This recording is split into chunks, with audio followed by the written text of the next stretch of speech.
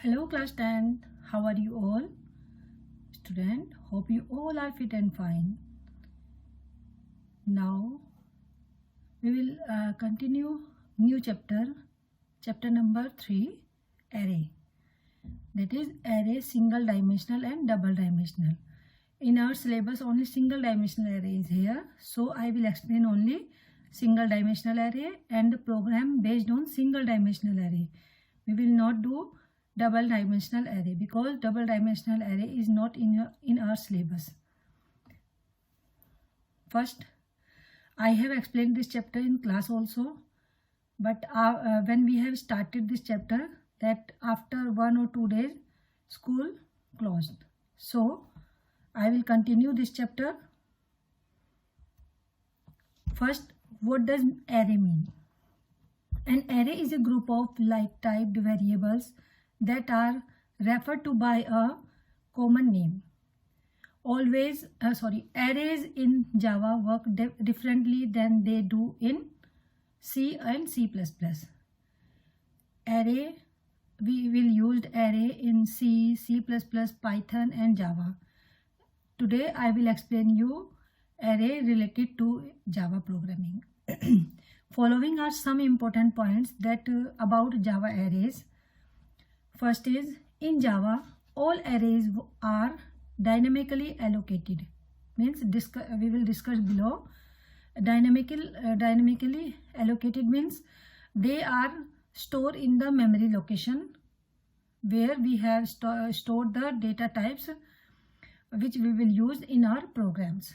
Second, since arrays are object in Java, we can find their length using the object property like length. This is different from C and C++ where we find length using size of, but here we will use the length mathematical functions. A Java array variable can also be declared like other variable with the bracket sign. That is this is the bracket. This is known as square bracket. So we will use when we are declaring a variable and we are store the data. That time we will store that data in this square bracket after the data type. The variable in the array are ordered and each have an index beginning from 0. The position of an array, it will start from the 0th position. Java array can also be used as a static field, a local variable or a method parameters. The size of an array must be specified by an int or short value and not long. We will declare size only in int and short. We will not declare in long data type. The direct superclass of an array type is object because it is related to the object. So the superclass directly related to the object. Now array can contain primitives. Array can contain primitive data type like int, string, char, long, short, double, float, etc. as well as object or non-primitive. It can contain also an object, but that is the non-primitive. References of a class depending on the definition of the array. In case of primitive data types, the actual values are stored in continuous memory location. For example, I am telling you these are the data members. The data type of these members is only int. So we will write data types in here. Then we will give the position. We will give the position in memory location. First position started from 0. Then this is 1. This is 2. This is the position 3. Then 4. Then 5, 6, 7, 8. There are 9 data types, but the values stored in only the 8th position because it will start from 0th position. So array length is equal to 9 because 1, 2, 3, 4, 5, 6, 7, 8, 9. Array length is 9. first index started from 0 and last index till 8. Hope you all understood. Now how we will write data types when we are declaring in the programs. For example, we started from int. This is the data type. This m is the variable, and this is the memory location is equal to new. Then this is int data type, and this is the value which we have accept in a program. Suppose we have accept in this program 20 numbers, so that we will write 20 here. This is combining both statement in one, because this is related to the int, then memory, then variable, memory location is equal to new int. This we will combining in one statement. For example, int, same way int m is equal to new int this. Here the elements are given. Here the elements are not given, but here the elements are given, so that we will write, when we are writing elements, that time we will not using the square bracket. That time we will use the curly brackets. Here we will write the literal variable which we are using. Now I am explaining you the programs. We are making first program. Write a program to accept 20 different numbers. Here we are taking 20 numbers in a single dimensional array, that is also known as SDA. Display the sum of all numbers which are divisible by either 7 or 9. We will display the sum only that number which are divisible by 7 or 9. First we will write the message. In each and every program, first we will write the message to display the sum of number which are divisible by 3 or 5. Sorry, 3 or 5 not, which are divisible by 7, which are divisible by, we will write here 7 or 9. By mistake I have written 3 or 5. It is 7 or 9. First import Java util, then public class. I am taking sum because we are finding the sum, so that I am taking class name sum. Then curly bracket start, public static void main string args. After that curly bracket start, then scanner in is equal to new scanner system.in. In each and every program we are using this. Now int I for loop and s for sum. We don't know the sum, so that I am writing sum is equal to 0. Now how we will declare these 20 numbers in array. Int m, this is I means we will use the loop, so that s is equal to s plus n, then m plus mi, the element which are stored in mi. System out println, the sum of number divisible by 7 or 9, that will be store the sum in the store in variable s, so that we will print that variable s. 2 times bracket will be closed. Variable description, name, data type, function. I int, loop variable, s int, sum of numbers divisible by 7 or 9, mi int, 20 different numbers. Now next programs. Write a program to accept 20 different numbers in a single dimensional array. Here we are also taking 20 numbers. Sorry. In this I am taking 10 different numbers.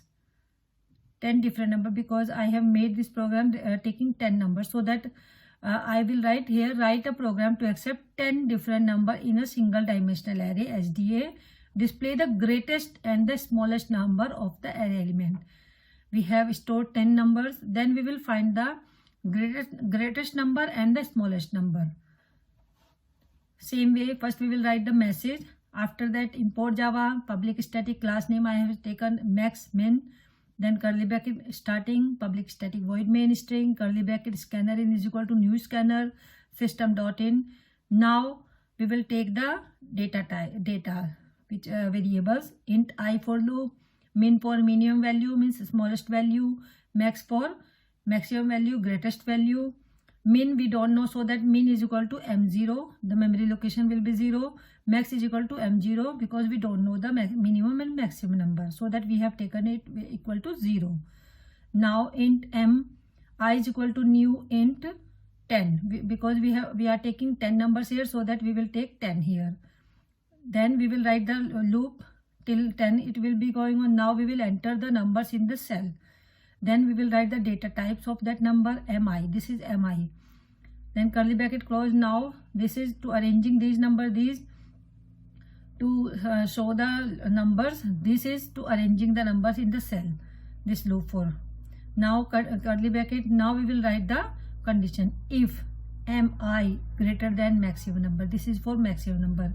If mi, the number which we are finding, it is greater the maximum number, then maximum is equal to that number which we have checked, mi, which we will store in mi.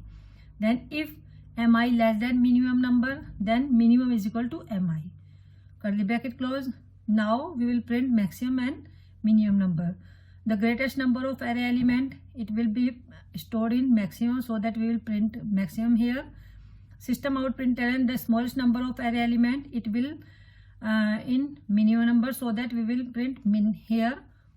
2 times bracket will be closed. Variable description, name, data type, then function. I int loop variable, min int smallest number, max int greatest number, mi int 10 different numbers. Hope you all understood these 2 programs. Now if you have any problem, you can ask me through mail, but you will see complete video and complete your program. If you will not complete and you will not practice this program, you never be understood this program. So it is my advice, see complete video, then you will try to understand that program from your book also. Now next program. Today I will explain only 3 programs. The annual exam, there are 50 students. The result in the form of like this. First is roll number, then subject 1 marks, subject 2 marks, and subject 3 marks. A, B, C. We have taken 3 subjects marks. Write a program to read the data, calculate and display the following. What we will find? First we will find average marks obtained by each student. Average marks of all the each student. Then second, print the roll number and the average marks of the student whose average marks are above 80. Now we will print the average marks that average marks is greater than 80. Their roll number and their marks will be printed here. Third is print roll number and average marks of the student whose average marks below 80. Now we will find 3. We will create 3 values here. So same way, first we will write 1 message line 1, 2, 3, 4, 5, 6, 7 line are same. Now we will take int I for loop. In each and every program we will write and we will use the loop, so that we will take int I in each and every array program. Here we will take 3 loops for these. First loop for finding the average marks, second loop for finding the above 80% average marks, and third loop we will find the average marks below 80. So that I will take 3 loop I, j, k. These are the 3 loops variable. Then this is m1 for subject 1 marks, m2 subject b marks, and m3 subject c marks. Now we will store the 50 student here. Int roll, this is the roll number. Then this is then new int 50, because we are taking 50 students, so that we will take roll number 50 students. Same int average, we will find the average, so that we will take int average is equal to new int 50 student, we will find the average. Now for I is equal to 0, I less than 50, I plus plus. Then curly bracket starts. First we will enter the roll number in the first cell. Then we will declare the data type of that is the roll number. After that, enter marks in first paper, data type of that. Enter marks in second paper, data type. Enter marks in third paper, then data type. Now we will find the average. As you know, when the average formula is this. First we will add all the number, then we will divide it by the how many subjects we are taking. So there are 3 subjects, so that we will add all the number m1 plus m2 plus m3. Then we will divide these total by the 3, because 3 subjects marks are here. Then system out println, this is for average marks. Then avg I, so that this will take avg I for average of each students. Now curly bracket close, system out println, average marks above 80. This is formula for 80 marks. Average marks for 80. This loop for finding the average marks who got above 80. So that for j is equal to 0, j less than 50, j plus plus. Because in 50 student it will find the above 80% marks. Then curly bracket, now average is greater than 80. This is the formula, average is greater than 80, that system out println, this is the roll number, then blank space, then average will store who got 80% mark, that will be stored in j loop. So that average j, it will be stored. Now this is the roll number who got 80% marks, that will be stored here, so that it will print here. This is roll number and this is the blank space, then average j. Same way we will find the average marks below 80. This is k loop for finding the average marks below 80. Then if average is less than 40, less than 40 means sorry, I have written by mistake here, it will be less than 80 because we are finding below 80, so that we will write average k in less than 80. System out println, same way we will print k and average k, because less than 80 will be stored in k, so that we will print here. Same way we will close. How many times we, now variable description, I int first loop, j int second loop, k int third loop, m1 first paper marks, m2 second paper marks, m3 third paper marks, and average int average marks, roll int roll numbers of the students. Students, hope you all understood this program. You will see complete video. You will do this program in computer notebook and complete the home assignment which I will give you. And you will submit your assignment on time. In my previous video, I have taken the names. I forgot the taken names. Pritish Nayyar. He is not sending his home assignment also. So if anybody can contact him, just tell him, he will complete his work and send it to me. And here are some commerce student.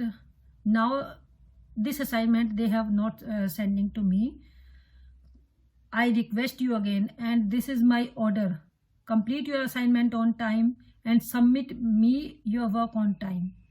Thank you.